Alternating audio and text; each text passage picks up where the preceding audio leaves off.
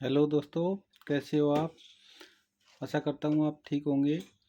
तो चलिए आज हम आपको बताएंगे जो अपने सेट टॉप बॉक्स में लगती है एसएमपीएस सप्लाई, ये कैसे काम करती है और कैसे इसमें वोल्टेज आउटपुट इनपुट होते हैं और ये किन कारणों से ख़राब होती है, वो सारा आज हम इस वीडियो के अंदर जानेंगे और इसको रिपेयर करना जानेंगे। कैसे ये रिपेयर होती है, इसमें क्या क्या फॉल्ट आते हैं और कौन से फॉल्ट को हम कैसे रिपेयर करते हैं, ये सारा सब कुछ इस वीडियो में जानेंगे। तो वीडियो देखते रहिए, पूरा वीडियो देखिए, आपको पता चलेगा। अगर आप पूरा वीडियो देखोगे तो ये सप्लाई आप अपने घर पे आराम से ठीक कर सकते हो। तो चलिए हम आपको बारीकी से पहले इसका डायग्राम समझाते हैं, ये कैसे काम करती है, और फिर इसको रिपेयर करके बताएंगे। और जैसे अपने घरों में रिसीवर लगा हुआ होता है, उसमें नो सिग्नल आ जाता है कभी कभी। यहाँ दो वायर अपने मेन लाइट के लगते हैं, एक ये और एक ये। यहाँ से इसमें फ्यूज़ के द्वारा लाइट होती हुई इन डायोड के ऊपर आती है, चारों डायोड के ऊपर। इसको उल्टा करके देखिए, जैसे इसमें ये लाइट के दो वायर यहाँ आ गए, ये एक लाइट का सीधा वायर आ गया अपने कोयल के ऊपर। इसमें यहाँ फ्यूज़ लगा हुआ है, ये फ्यूज़ के द्वारा यहाँ से ये देखिए यहाँ आ गया और यहाँ से ये कोयल के ऊपर आ गया है एक वायर। फिर ये यहाँ से सीधा ये डायोड के ऊपर चला गया, ये डायोड लगी होती है। इन चारों डायोड के ऊपर यहाँ वायर आ गया, एक ये आ गया, एक ये आ गया। ये दोनों प्लस माइनस के वायर हो गए। ये इस कोयल के तार होते हैं, ये इस कोयल के। इसमें ये फिल्टर करने के काम आती है। यहाँ से दोनों लाइन आगे आके इन चारों डायोड के ऊपर आ गई। जो डायोड लगी होती हैं, ये 1 नंबर, 2 नंबर, 3 नंबर, 4 नंबर।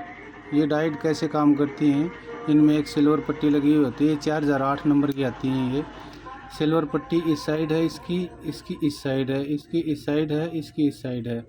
तो इसमें प्लस और माइनस, अब यहाँ प्लस और माइनस बन गए। जैसे ये दोनों एक हो गया, ये दोनों एक हो गया और ये दोनों एक हो गया। अब ये आ गई फिल्टर के ऊपर, इसके में एक कैपेसिटर लगा होता है यहाँ, ये वाला। इस कैपेसिटर के ऊपर लाइट आ गई।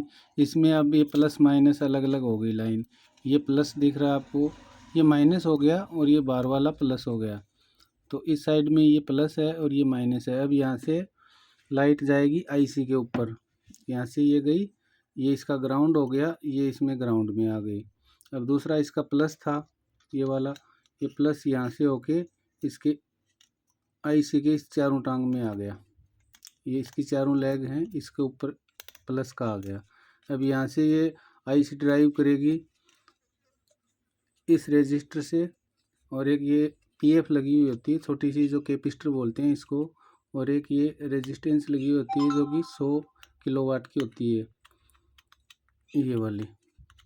अब ये आईसी को यहाँ से करंट देगी, आईसी यहाँ से अब करंट लेके और इस ट्रांसफार्मर को देगी। इस ट्रांसफार्मर, ये देखिए T1 के नाम से होता है, ये ट्रांसफार्मर हो गया। अब यहाँ से इसमें लाइट निकलेगी आगे डीसी। ये तो इसमें दो सेक्शन होते हैं, यहाँ से यहाँ तक। ये ऊपर का सेक्शन होता है पूरा एसी का, नीचे का होता है डीसी का। अब इसमें डायोड के द्वारा अलग अलग वोल्टेज कन्वर्ट होंगे। जैसे इसमें यहाँ डायोड लगी होती है ये वाली, ये निकालती है 12 वोल्ट, 12 वोल्ट का काम करती है। यहाँ से ये निकालेगी 12 वोल्ट। जो ये 12 वोल्ट आते हैं, ये सीधे अपने रिसीवर के मेन कार्ड के ऊपर जाएंगे और मेन कार्ड को ऑन करने के काम आता है ये 12 वोल्ट। फिर इसी में से 3 वोल्ट यहाँ निकाले जाते हैं।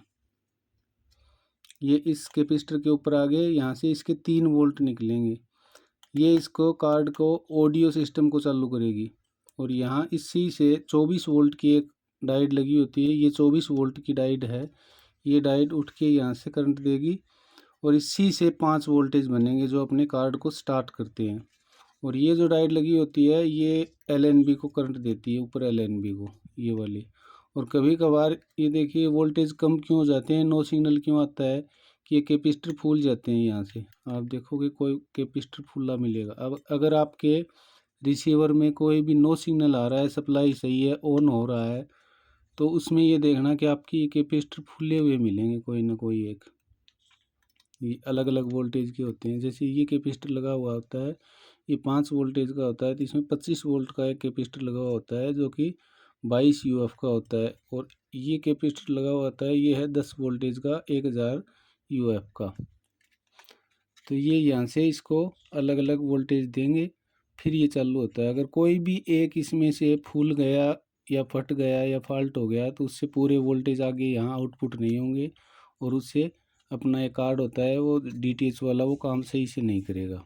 तो इसके वोल्टेज हम अलग अलग चेक करवाते हैं आपको, तो आप पूरा देखिए।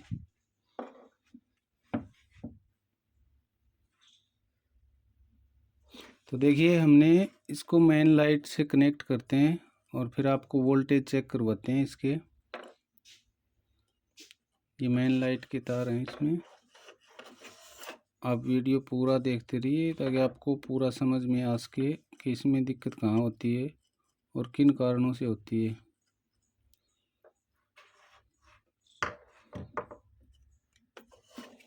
ये हमने इसके कनेक्शन कर दिए। अब इसको मेन लाइट में हम लगाते हैं और आपको मल्टीमीटर से इसके वोल्टेज चेक करवाते हैं। एक ये मल्टीमीटर लिया, इसको हमने DC 200 के ऊपर सेट किया और आप वोल्टेज देखते रहिए। इसको हम चेक करवाएंगे, आपको बारीकी से समझाएंगे।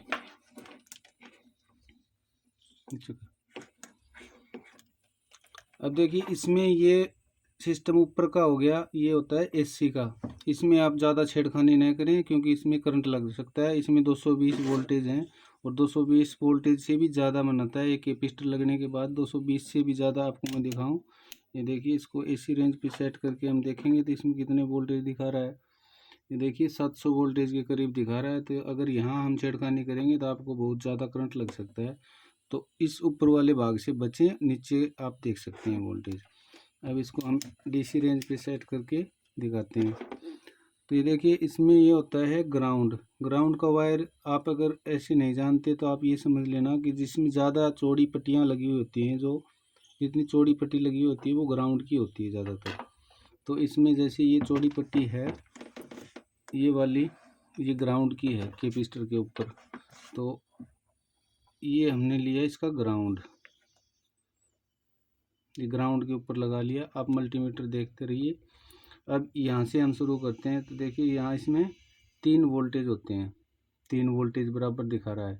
ये वोल्टेज किस काम आते हैं? ये वोल्टेज कार्ड को ऑन करने के काम आते हैं। ये वोल्टेज, ये 3 वोल्टेज से हमारा कार्ड ऑन होता है। फिर इससे आगे ये आ गया, ये पिन होती है ग्राउंड की, इसमें माइनस होता है, कोई करंट नहीं होता। इसके बाद में 3 नंबर पिन के ऊपर आते हैं 12 वोल्ट। तो इसमें 15 वोल्ट दिखा रखे हैं। 15 क्यों दिखा रखे हैं? अभी ये फ्री है। कार्ड में जब ये जुड़ेगी तो इसमें पूरे एक्यूरेट 12 वोल्टेज दिखाएगा। अभी ये 15 वोल्टेज के करीब दिखा रहा है। अब तीसरी पिन होती है इसकी, ये इसमें 24 वोल्ट होता है। ये 24 वोल्ट कार्ड को मेन लाइट देता है, ऑडियो सिस्टम को लाइट देता है और कार्ड को ऑन करने का काम करता है। जो हमारे आगे डिस्प्ले लगी हुई होती है, रिसीवर के आगे जो डिस्प्ले लगी हुई होती है जिसमें चैनल का नंबर अप डाउन होता है, उसको ये कंट्रोल करता है, ये 24 वोल्टेज। फिर यहाँ से ये इस पिन के ऊपर आ गया 24 वोल्टेज। अब ये इधर वाली ये होती है ग्राउंड की, इसमें कोई वोल्टेज नहीं होता। फिर आगे आ गया एक ये, इसमें भी 3 वोल्टेज होता है। तो कभी कभार रिसीवर में 3 ही तार काम करते हैं। एक 3 वोल्टेज ये वाला, एक 12 वोल्टेज ये वाला, और एक 3 वोल्टेज। तो कई रिसीवर में 3 तार से भी काम चल जाता है। एक हो गया नेगेटिव का, माइनस का, तो 4 तार से काम चल जाता है। इसमें है 1 2 3 4 5 6, 6 में से इसमें 2 वायर ग्राउंड के हैं। इस साइड वाला ये ग्राउंड हो गया और इस साइड वाला ये भी ग्राउंड हो गया। तो 1 2 3 4 तार बचे। 4 तार में कितने कितने वोल्टेज हैं? एक में है 3 वोल्टेज, इसमें ये और ये दोनों एक ही है। अब ये हो गया ग्राउंड का, एक बच गया ये 24 वोल्टेज का और एक ये 12 वोल्ट का। तो इसमें 4 तार से काम हमारा पूरा सर्किट पूरा हो जाता है। इसमें मेन होता है LNB का ये 12 वोल्टेज। अगर ये 12 वोल्टेज कम हो गया तो नो सिग्नल की दिक्कत आएगी। अगर आपके रिसीवर में नो सिग्नल की दिक्कत आ रही है तो आप ये वोल्टेज चेक कर लेना। अगर ये वोल्टेज बिना लगाए खाली सप्लाई को चेक करोगे तो 15 आनी चाहिए, और रिसीवर में लगा के चेक करोगे तो ये 12 वोल्टेज आनी चाहिए। अगर ये 12 वोल्टेज से कम आ रहा है तो इसका आप ये कैपेसिटर चेंज कर दें। ये कैपेसिटर नो सिग्नल को दूर कर देगा आपको।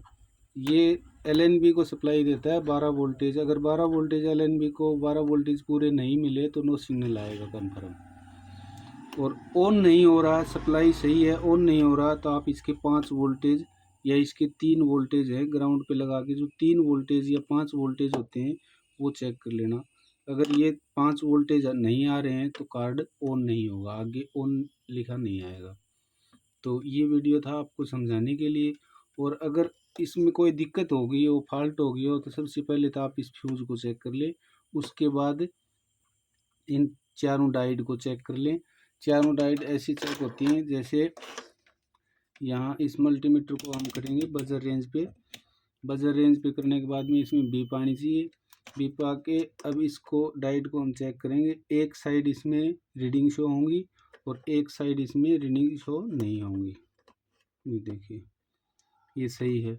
अगर दोनों तरफ रीडिंग शो हो रही हैं और या बीप आ रही है तो इसका मतलब ये डायोड फॉल्ट है। अब ये डायोड सही है तो एकदम सही बता रहा है। इसी तरह दूसरी करेंगे। ये देखिए, इसमें एक साइड रीडिंग बताएगा और एक साइड नहीं बताएगा, तो ये सही है, दूसरी साइड रीडिंग बताएगा ये देखिए। इसी तरह चारों डायोड चेक करते हैं। फिर इसको कोयल को कैसे चेक करते हैं। कोयल का एक सीधा सा काम होता है, जैसे फ्यूज़ काम करता है वैसे ही कोयल काम करती है। कोयल में 4 वायर होते हैं। ये यहाँ से उठ के यहाँ वायर जाएगा, ये यहाँ से लाइट आई और यहाँ डायोड को दे दी। इसने बीप आ गई तो ये सही है लाइन इसकी। इसमें बीप आ गई तो ये सही है। ये कॉइल ऐसे चेक होगी।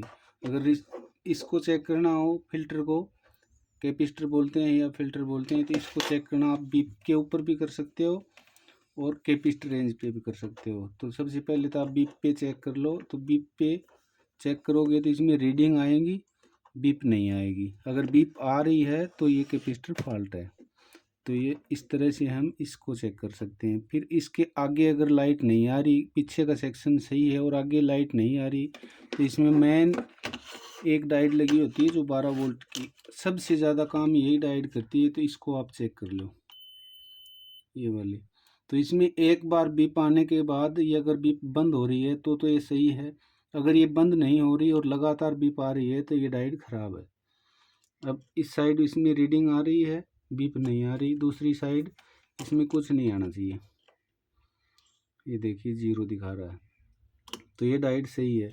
इसकी मेन डायोड यही होती है 12 वोल्टेज की। एलएनबी को पूरी लाइट यही देती है। इसी से 5 वोल्टेज बनते हैं, इसी से इसमें कैपेसिटर के ऊपर लाइट जाती है। यही कार्ड को ऑन करने का ज़्यादा काम करती है। ये इस साइड वाली 5 वोल्टेज बनाएगी, ये 24 वोल्टेज बनाएगी, ये 12 वोल्टेज बनाएगी।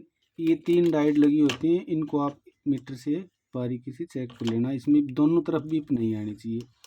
अगर दोनों तरफ बीप आ रही है तो आप ये डायोड चेंज कर देना। और ये डायोड डीसी वाली लगानी है आपको, जिसके आगे SR, FR और UR लिखा हो, वही डायोड इस्तेमाल करना। ये डायोड होती हैं, इसमें IN से शुरू होता है। IN 4007, IN 4001, IN 4008। जिसके पीछे IN लिखा होगा वो AC की डायोड होती हैं, और जिसके आगे SR, FR, UR लिखा होता है वो DC की डायोड होती है। तो धन्यवाद दोस्तों, आज की वीडियो इतनी। कल की वीडियो में हम आपको कार्ड के बारे में बताएंगे, जो DTH का कार्ड होता है उसको रिपेयर कैसे करते हैं और वो कैसे काम करता है। तो अगर आपको वीडियो अच्छी लगी हो तो शेयर करना, लाइक करना। धन्यवाद दोस्तों।